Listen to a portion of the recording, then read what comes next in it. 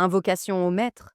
Maître bien-aimé, permets à mon esprit de s'élever vers tes plantes pour boire aux vraies sources de la sagesse et absorber tes puissants fluides.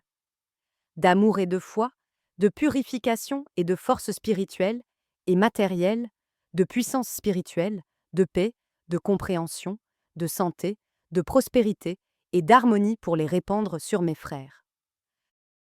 Leçon 9. La foi. Nécessité, action et effet de la foi. Tous souhaitent servir le Christ et l'humanité, mais ils doivent le servir en suivant les indications et les règles qui leur sont données dans les enseignements qu'ils reçoivent nos faits du supérieur. Leurs propres concepts doivent disparaître devant les concepts contenus dans ces merveilleux enseignements. Ils ne doivent pas résister aux nouveaux concepts, ils doivent les accepter, même s'ils ne peuvent pas encore les comprendre parfaitement. C'est pourquoi il leur a été dit qu'ils doivent absolument avoir la foi. S'ils ne devaient accepter que ce que leur mental est capable de comprendre, la foi ne serait pas nécessaire. La foi leur est demandée afin qu'ils acceptent et réalisent ce qui leur est indiqué par le haut, même s'ils ne peuvent pas encore le comprendre intimement. Les explications nécessaires leur parviendront lorsque spirituellement et mentalement, ils seront mieux à même de les comprendre. Tous les concepts que l'humanité devra mettre en pratique comme règles de vie, ils les recevront dans l'œuvre du Christ. En attendant, agissez et procédez conformément aux enseignements, même si vous ne pouvez pas encore les comprendre clairement. Tout ce qui vous vient d'en haut, le contenu des sublimes enseignements missionnaires, est et sera pur et vrai. N'essayez pas de le démembrer en l'analysant à la lumière de votre mentalité humaine, qui est opaque comparée à la lumière merveilleuse du Christ. Accepter les paroles supérieures uniquement lorsque votre mental humain peut les comprendre clairement signifie un manque d'humilité, et la foi et l'humilité sont indispensables pour que vous puissiez recevoir la vérité et devenir des foyers de rayonnement de celle-ci. Il était nécessaire que vous vous prépariez en éliminant les aspects humains qui peuvent interférer dans votre contact harmonieux avec les plans spirituels supérieurs. Ce n'est qu'à partir des plans spirituels supérieurs que la lumière pourra atteindre votre mental, mais si vous doutez des paroles et des concepts qui vous parviennent du supérieur, vous ne pourrez jamais établir un contact harmonieux avec les plans supérieurs et recevoir la lumière merveilleuse qui apportera à votre mental de nouvelles idées et une capacité surprenante à comprendre la vérité. Cela ne signifie pas que le supérieur souhaite annuler votre personnalité. Chacun est libre de penser et d'agir. Des règles vous sont données, des chemins vous sont indiqués, des moyens vous sont proposés pour obtenir l'évolution et le progrès de votre esprit et l'harmonisation avec les plans élevés. Mais chacun de vous est libre de penser et d'agir selon ce qu'il juge le plus opportun. Élevez vos pensées vers le Christ en vous offrant comme instrument de l'amour de celui qui, à travers les millénaires, n'a cessé d'œuvrer pour l'humanité de la terre, de celui qui, en ce moment critique et transcendant pour votre monde, s'approche à nouveau des hommes avec ses mains tendues, afin que l'humanité puisse s'y saisir, se libérer du chaos et s'engager sur le chemin de son progrès évolutionnaire constant.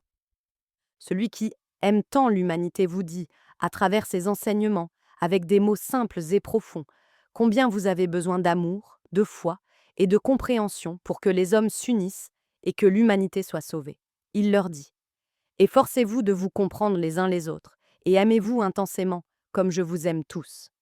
Vous formerez et renforcerez le merveilleux foyer qui recevra, depuis le haut, des forces très puissantes qui, depuis ce foyer, seront irradiées sur toute la planète. Travaillez pour l'humanité, et ainsi vous travaillerez pour votre propre bien spirituel. Rappelez-vous que ce travail ne peut s'établir que sur la base solide de l'amour, de la foi et de l'humilité. Votre tâche est celle de la connaissance et de l'action. La connaissance que vous acquérez et appliquerez en toutes circonstances vous permettra de prononcer des paroles qui vous surprendront vous-même, des paroles profondes qui ouvriront les intellects à la vraie lumière et guideront les êtres vers le chemin de la vérité. Il ne s'agit pas seulement de parler d'amour, mais de parler et d'agir, de pratiquer et de manifester l'amour. Il ne s'agit pas de parler d'humilité, mais d'être humble. La foi doit être constamment présente dans votre âme, mais pas une foi basée sur des faits confirmés, mais une foi issue de la certitude absolue de l'amour et du pouvoir du Christ, mentor, lecteur et guide de l'humanité de votre planète.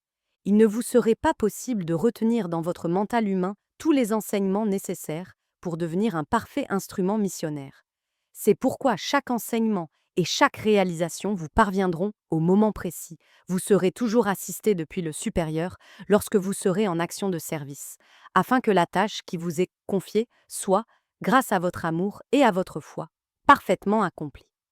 Vous ne devez pas vous soucier des phrases contraires à la vérité que vous pourriez entendre, ni de la tendance opposée à cette vérité dans certains secteurs de l'humanité. C'est le Christ qui dirige cette œuvre, et il a pouvoir sur tous les hommes de la terre. Tout ce qui arrive, même si cela semble contraire, est prévu dans ses plans et aura toujours un but pour le bien, que vous comprendrez plus tard. Vous devez avoir foi en la puissance divine manifestée en Christ. En ayant foi en la puissance divine, vous comprendrez que rien, aussi difficile que cela puisse paraître, n'est impossible à réaliser. Votre mental est humain, un intellect limité. Tout dans un monde physique a des limites. Seul le spirituel n'a aucune limite et pour chaque esprit, la seule limitation est celle que lui impose son propre point d'évolution. Rien ne doit entraver votre foi absolue, car on ne vous demande pas d'avoir foi en une personne, mais d'avoir foi en l'amour et au pouvoir divin, amour et pouvoir qui vous parviennent et vous parviendront à travers le Christ. Les enseignements que vous recevez ont leur origine dans les plans supérieurs et apportent la vibration de ces plans, que vous pourrez capter si vous vous concentrez avec foi. Si vous ne fermez pas la porte par le doute ou le déni, elle porte le sceau de leur authenticité, car seuls les plans supérieurs peuvent apporter des concepts simples et merveilleux qui, lorsqu'ils sont mis en pratique, harmonisent et unissent tous les hommes et apportent à votre monde le progrès dans tous les domaines de l'activité humaine. Le scientifique le plus avancé ne pourrait opposer ces concepts scientifiques aux réalités spirituelles qui peuvent donc vous être enseignées dans l'œuvre du Christ. Car aucun être humain, à l'heure actuelle, ne peut connaître la réalité de la vraie science, dont les sources sont spirituelles, réalité qui changera bon nombre des concepts que la science humaine a élaborés jusqu'à présent.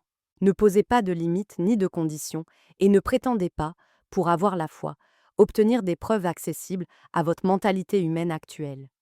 Ce serait comme si un enfant, qui vient d'entamer ses études élémentaires, voulait opposer ses concepts mathématiques à un savant qui développe des équations atomiques. Et la différence est encore beaucoup plus grande entre votre capacité intellectuelle et la réalité spirituelle des concepts que votre monde devra recevoir à travers l'œuvre du Christ. Ayez la foi, l'amour et l'humilité, car c'est sur cette base que s'édifiera la nouvelle humanité, plus heureuse.